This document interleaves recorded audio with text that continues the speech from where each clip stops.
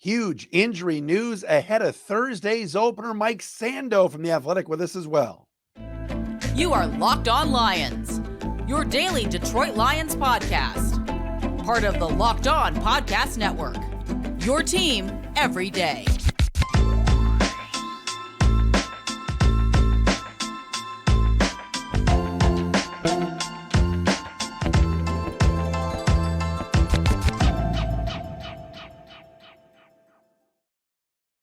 It is game week, game Tuesday, 2 days away from the Lions opener. Matt Dery with you. It's Locked On Lions on the Locked On Podcast Network, your team every single day. Thanks for making us your first listen.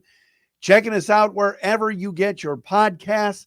Tuesday, September 5th and a Wednesday, September 6th. Got to give a shout out to our everydayers as well. My boy John Dyer checking in with me last night at Arts Beats and Eats. Loves the show. Thank you, John. Neil Wags, legend. He's an everydayer. Here we go. Detroit and Kansas City. Thursday night, we got tons of news we got to get to. This Isaiah Buggs situation. I'll tell you what's going on down at 222. Also, Travis Kelce hyperextends his knee in practice yesterday. Wow, that's pretty big. And Mike Sando going to join us, a longtime senior NFL writer for theathletic.com. He's coming up momentarily as well, right here on Locked On Lions. Today's show is brought to you by Bird Dogs. Go to birddogs.com/LockedOnNFL or enter promo code LockedOnNFL for a water bottle with any order. You won't want to take your Bird Dogs off. We promise you. You can follow us on Twitter at Dery Speaks, at Locked On Lions on Twitter, on Threads at The Real Matt Dery Facebook fan page. And again, thank you, those of you subscribing and watching each and every day for free on our Locked On Lions YouTube channel. All right, big story today that has come out certainly is the Travis Kelce situation. Kansas City Chiefs head coach Andy Reid announcing before practice today in Kansas City that Kelce hyperextended his knee in practice on Monday. The team listing him on their injury report today as limited in practice. Many doctors and experts believe a hyperextended knee that took place on a Monday with a game on Thursday means that Kelce, who's only missed 4 games in 8 years, is likely going to be doubtful for this game on Thursday night against the Leos. I mean, the line in FanDuel's got the point spread already from 6.5 for Kansas City down to 5.5. This is obviously a big blow to Kansas City's offense. This is the best tight end in football. This is Patrick Mahomes' security blanket, his best weapon. We know the history for the Lions defensively in guarding tight ends. Not great, Bob. So this is a big story. If Travis Kelce can't go, a lot of new wide receivers for the Chiefs, a lot of new weapons for Mahomes to integrate into the offense. Some guys like Kadarius Toney and others that are, they don't really have that number one receiver. Travis Kelce is as good an offensive weapon as you'll find in the sport. And if he can't play on Thursday night, huge advantage for the Lions. Now, some of you are going to say, no, this sucks. I wanted Kansas City at full strength. I don't care. When you've won one playoff game since 1957, you'll take these wins, these dubs, however you can. All right? There's not going to be an asterisk at the end of the year on the schedule that says, well, they didn't have Chris Jones, they didn't have Kelce. Who cares? Yes, I would say the Chiefs' best 3 players are Mahomes, Chris Jones, and Travis Kelce. Chris Jones is still holding out. He's not going to be ready by Thursday if he signs tonight. And Kelce, doubtful. Hey, if you're the Lions, you just want to stack wins. And this gives Detroit a huge advantage in this game. A much easier test without number 87 in the red uniform. Now, Mahomes is still the best quarterback in the league, best player in the league, still can make things happen. You never know. But, man, this is a big break for the Lions. You hate to see it. You don't like injuries. I'm sure Kelce will be fine, a hyperextended knee, but doubtful he'll play on Thursday. And, boy, that changes the way you look at things for the Lions defense, certainly against the Chiefs. Now, speaking of the Lions defense, story's been breaking and story's been brewing over the last 24 to 48 hours about Isaiah Buggs. Buggs did not practice on Saturday and was the only Lions player not there. Then on Monday, was available in the locker room but didn't practice again due to illness. He was sick, they said. Then after practice on Monday in open locker room, Bugs basically said, and Bugs had scrubbed the Lions off his social media, started putting some cryptic messages out there. People like, oh my God, is Isaiah Bugs being traded? Is he unhappy? Bugs admitted yesterday that the Lions coaching staff told him he's going to be a scratch for Thursday night. What? What's going on? Well, I'll tell you what's going on. Number one, Isaiah Bugs, and again, some of this is on me, some of this is on the media. None of us came out and publicly asked the question, why was Isaiah Bugs in the game in the last preseason game in the second half against Carolina? Benito Jones wasn't out there. Roderick Martin wasn't out there. Why was Isaiah Bugs playing with the scrubs, basically, in the second half of the last preseason game? Well, it turns out Isaiah Bugs, and Dan Campbell said it today, the tape tells the story. Isaiah Bugs has lost his starting job. And Isaiah Bugs was sick Saturday? Are we sure about that? He might have said, to hell with this. I'm not going to practice. Now, I can't confirm that, but why is he a scratch already? The Lions usually put their inactives out an hour and a half before game time. Bugs said 3 days before the game that he's already been told he's not playing. Dan Campbell says it's performance-based. It's all about the tape, and he talked to Bugs, and the two of them ironed it out, and that's all he'll say about it. To me, Isaiah Bugs not coming to optional workout, voluntary workouts, and voluntary minicamp when everybody else, most of everybody else was there, probably was a white flag for the coaching staff. Now, again, it's voluntary, but the Lions had really good attendance. He was nowhere to be found. Then Roderick Martin, Benito Jones, Levi Onwuzurike, all have played better and have performed better, both in practice and in the joint practices and in the exhibition games. And Isaiah Bugs probably doesn't like it. And he's now second string and now won't even play on Thursday. Here's my hope. Hopefully he and Dan Campbell had a really good talk. They ironed this out. And Isaiah Bugs will be back in the good graces of everybody come next week against Seattle. Because right now, healthy scratch, I don't think it's just performance-based. I think there's a lot going on. But Dan Campbell and the Lions are going to keep that to themselves. And that I understand completely. So that's the situation. It sucks. The Lions have had no issues with any players. They've had a squeaky clean training camp, which has been great. This is the first kind of little hiccup here with Isaiah Bugs, maybe having a little bit of a bad attitude, didn't come to voluntary workouts, and now, has lost his starting job. Hopefully he gets it back, because I think when he's on his game, he's better than Benito Jones, but not in the eyes of the coaches right now. So we'll see what happens. But very interesting, certainly, situation playing out right now down at 222 Rodwood Drive. All right, Mike Sando from theathletic.com. Awesome. Senior NFL writer for The Athletic is going to join us coming up next. First, though, our partners at eBay Motors have teamed up with Locked On Fantasy Football host Vinny Iyer to bring you some of the best fantasy picks each week all season long.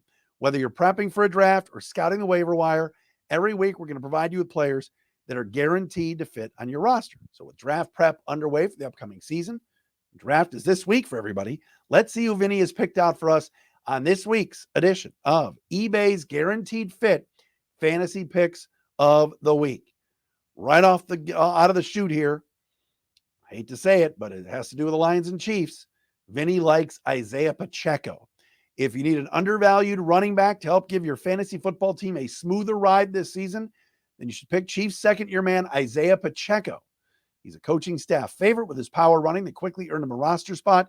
Chiefs also saw that he could reel off big runs and be a real asset as a receiver when given the targets. Expect Pacheco to have a shot at ample scoring playing off of Patrick Mahomes. Vinny Iyer from Locked On Fantasy Football going to help you win your fantasy championship, and eBay Motors knows a championship team is about each player being a perfect fit. Same with your vehicle. With eBay Guaranteed Fit and over 122 million parts and accessories for your vehicle, right at your fingertips. You can make sure your ride stays running smoothly. You got air filters, brakes, they got batteries, tail lights, alternators, shocks, struts, you name it.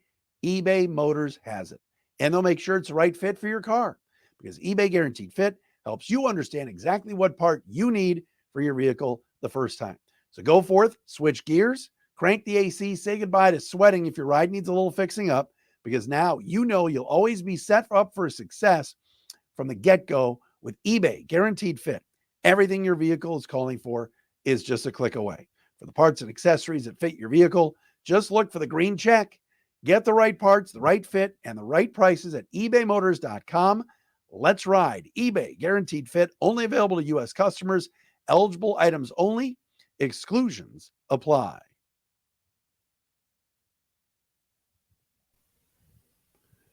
All right, everybody, as promised, a guy I have a ton of respect for and love reading in theathletic.com, Mike Sandos, been covering the NFL for a long time, joins us today, just a couple days before the Lions get going in Kansas City against the Chiefs. Mike, great to see you. It's good to be here. Exciting season, especially for the Lions. Yeah. Oh, my gosh. No question about it. Well, the big news of the day, and I mentioned this before you came on, Travis Kelce, hyperextended knee. How does that change how you view Thursday night? It's big. I mean, they're already the Chris Jones situation. He's their best player on defense. I was going to say, couldn't you, Detroit, with all these expectations, pick a better opener than the team that wins all their games? But, hey, I'm saying there's a chance. You had take Kelce out of the equation. You take the Chris Jones situation for what it is.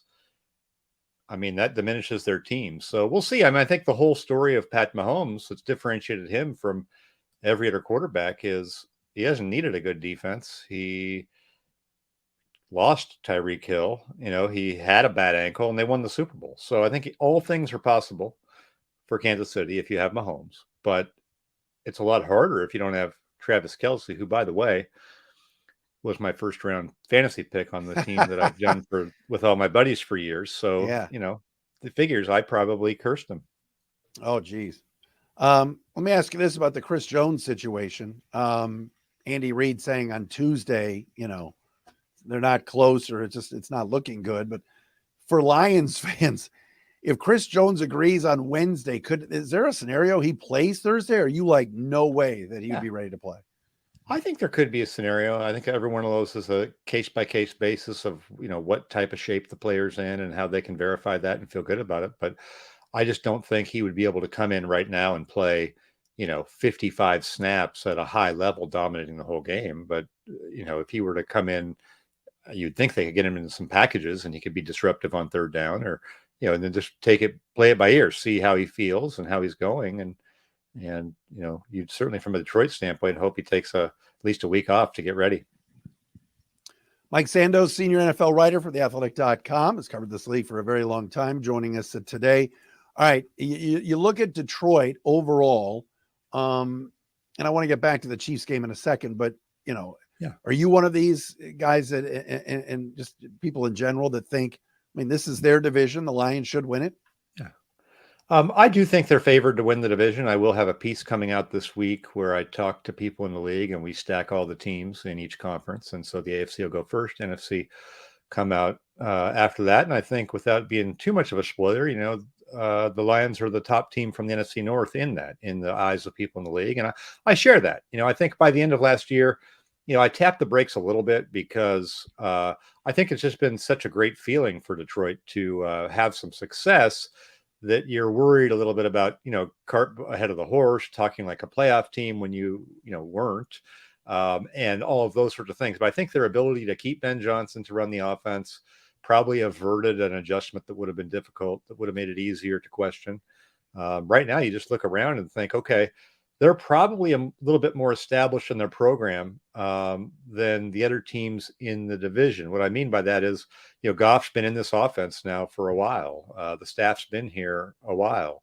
There's different types of continuity with some of the other teams, with a new quarterback in Green Bay, a new kind of everything in Chicago, and Minnesota really being in transition, where you don't get the feeling, even though they had a great record last year, they're not like totally loading up right now. They're kind of trying to be competitive while they retool things. And you almost get the sense it could be Kirk Cousins' final year there.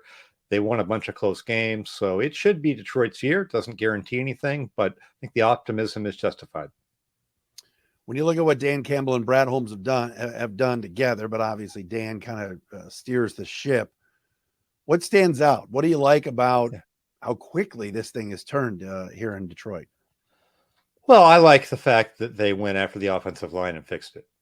Because when you look at these teams, you look like a team like Philadelphia that's been to the Super Bowl, probably a little bit ahead of Detroit. What are they known for? Great offensive line. So if you don't have that, it just makes it harder on everyone else. You probably have to have an even more special quarterback. Maybe your defense has to be really good. I think that's just a nice fundamental part of your team that everyone agrees is important.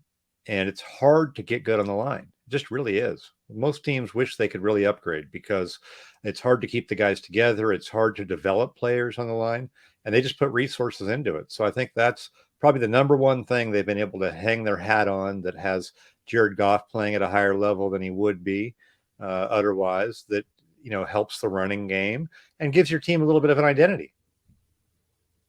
You mentioned Goff. I read your quarterback tiers piece a while ago, actually, and we talked about it on the show, and I disagreed a little. I thought tier 3 okay. I didn't love that he was behind guys like Kyler Murray, but I know you put a lot of time into it.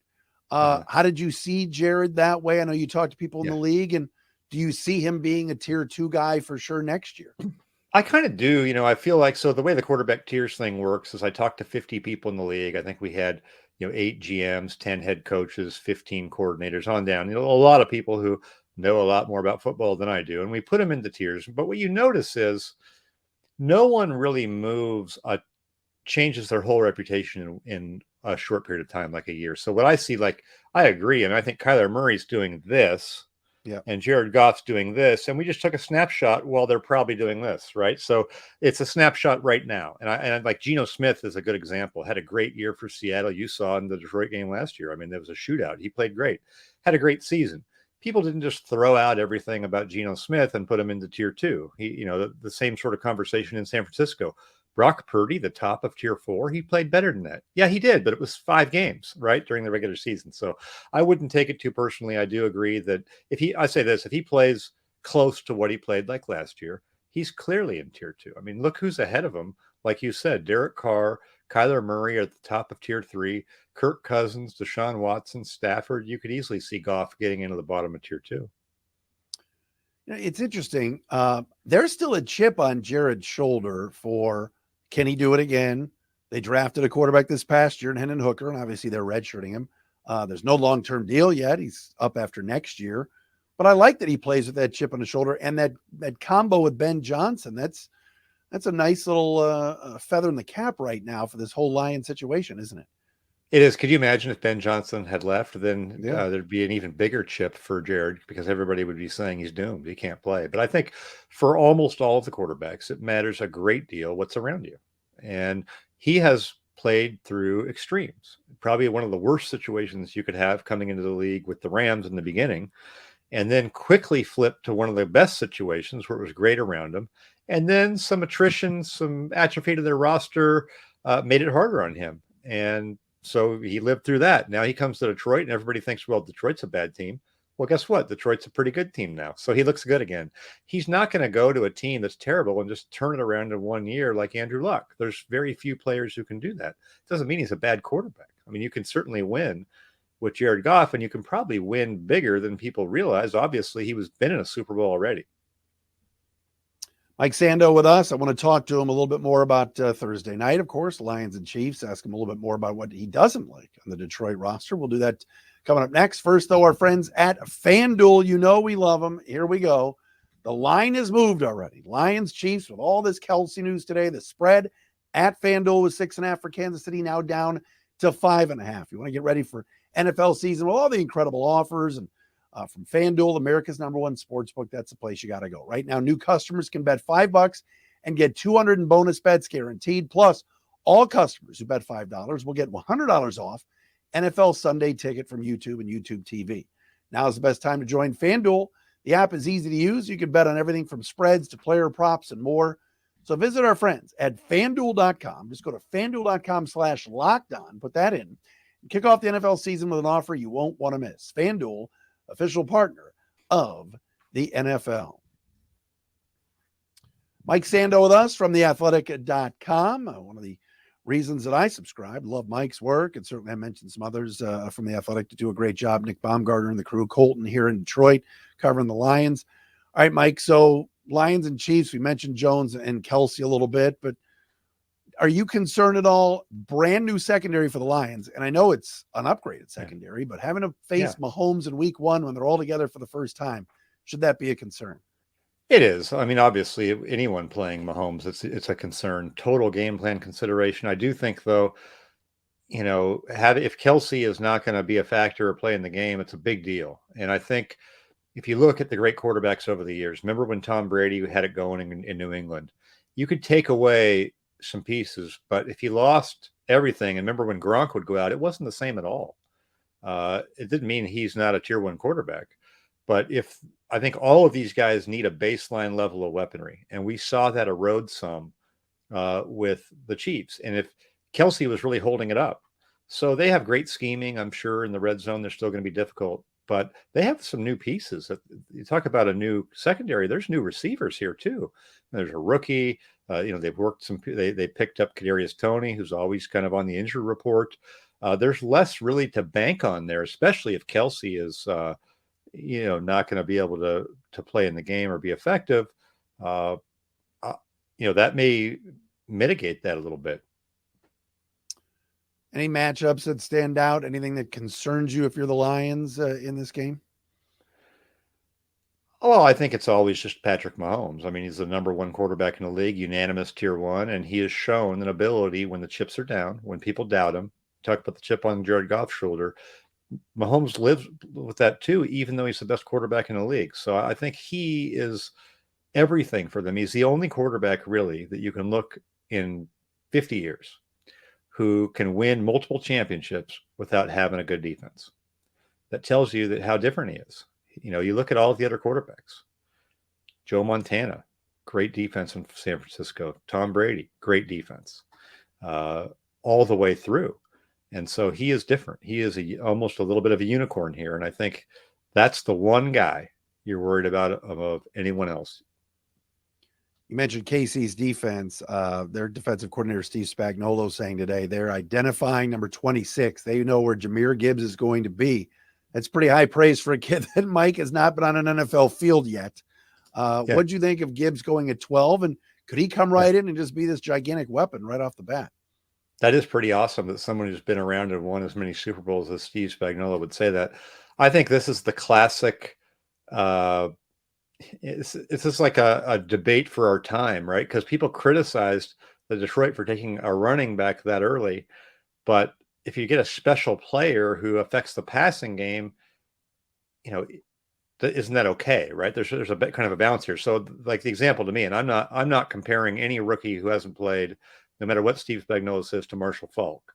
But if Marshall Faulk were in the draft this year, you would take him early in the first round, right? Sure. I mean, anybody would. He's a total difference maker on your team. So I think it remains to be seen how dynamic he is, what type of career he's going to have. But I do think that there's room to take a running back higher if they're just a complete game changer who affected on all three downs and are, somebody that Steve Spagnuolo has to mention when they play you. Mentioned before about the NFC North a little bit and your piece coming out soon about just previewing things, but in the NFC, in your mind, is it Philly, San Francisco, and everybody else? And could the Lions get up to 3 by the end of this this whole shebang? Oh, I think they could. Yeah, I think the Lions, should be up there because really when you're trying to predict, we don't know what's going to happen. There's things that are going to go sideways. There's going to be injuries, but you look for, I look for things that you can sort of hang your hat on, right? So, a team like Philadelphia, they've been there. We know they have talent. They're good on the lines. So you feel good about that. A team like San Francisco just sort of finds a way with their scheme on offense, and they've been good on defense. I do have some concerns about them a little bit longer term. And then with Detroit, like I said, there's an identity on offense. There's talent on the offensive line, the quarterback and the offensive coordinator in sync. They've taken on the identity of their head coach. You start getting too far down in the NFC, there's not a ton of teams that have as many things that you can rely on. I think Seattle will have a good year. I think New Orleans probably has a really good record because of their division, because they play the easiest schedule of opposing quarterbacks in the league. But I think Detroit's got to certainly be up there. You're a state of Washington guy. You've dropped Seattle in now twice in this interview. That's our week 2 game. That's oh yeah. And Fox is bringing their big guns with Kevin Burkhardt and Aaron Andrews and Greg Olson. So that'll be a nice little rematch from a year ago, huh?